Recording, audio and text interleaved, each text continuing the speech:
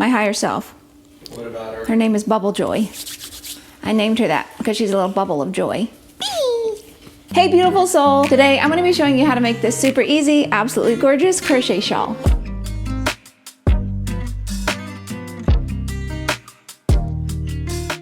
This bubble shawl by Danielle is called that because it's created with eyelets running throughout, which look like little bubbles. I also love the texture on this shawl. You're working single crochets and half double crochets into the front and back loops of the stitches. It's super easy, beginner level, and when you do that, it creates this really gorgeous texture throughout, which just feels sumptuous and adds a little bit of interest to the design. I also love the rectangular shape, makes it super easy to wrap around and wear, and it's very rhythmic. So you're gonna memorize the stitches in no time, and you're just gonna repeat those all the way across, changing colors throughout the pattern.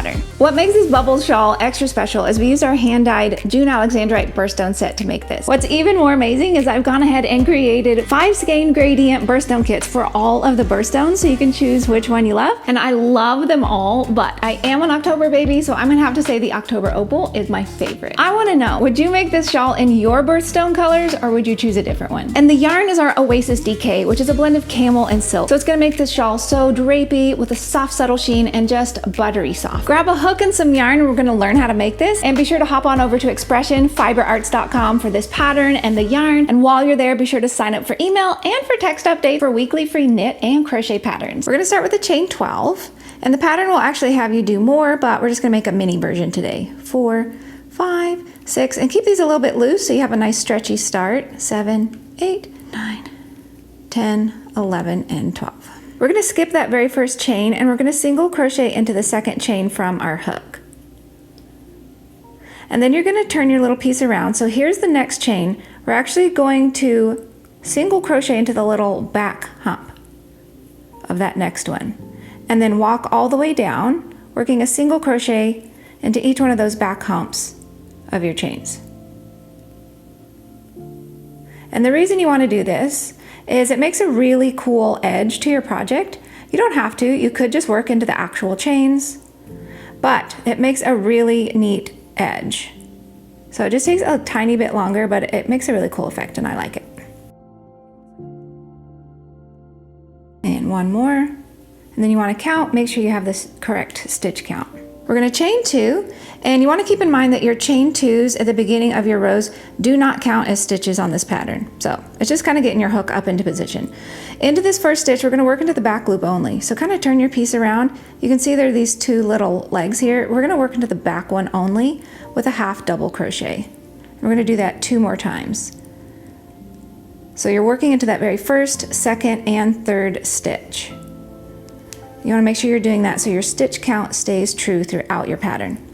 Now we're going to work just normal half double crochets through both of the loops all the way across until you have 3 stitches left.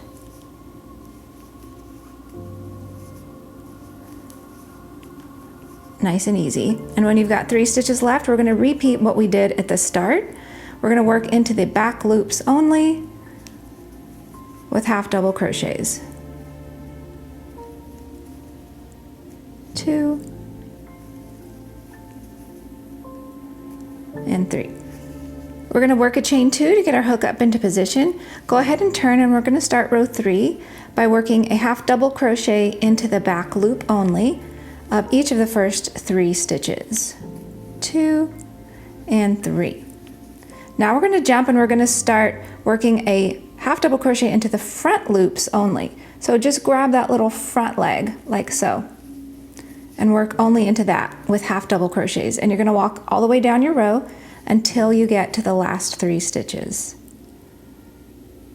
So just grab the front legs, and this is what creates that fun little texture throughout the shawl. One more for me, and then when you have 3 stitches left, you're going to jump to the back and work into the back loop only with half double crochets. 2 and 3.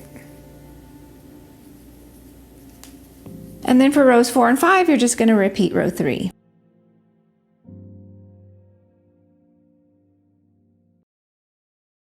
For row 6, we're going to start with a half double crochet in the back loop only for those first 3 stitches. 1, 2, and 3. Then we're going to work a chain 1 to make an eyelet, and we're going to skip a stitch, and then you're going to work a half double crochet into the front loop only of the next stitch. And we're going to continue repeating that across our row until we get to the final 4 stitches. Chain 1, skip 1, front loop only, work a half double crochet. Like so. And that's how we're getting those fun little bubbles. Once you've repeated that to the last 4 stitches, work a chain 1, skip 1, and then a half double crochet into the back loop only of those final 3 stitches. 1, 2, and 3.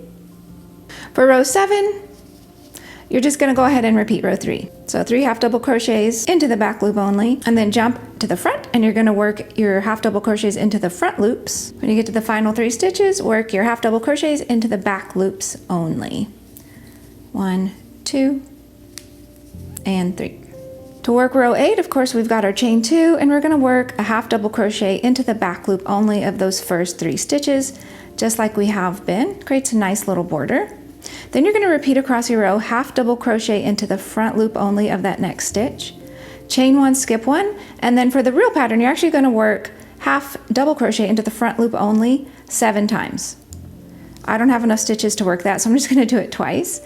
And you're going to continue to repeat that all the way down your row. And when you're at the end and you only have 4 stitches left, you're going to work a half double crochet into the front loop only. And then just like we've been doing, into the back loop only for those final 3 stitches, work a half double crochet.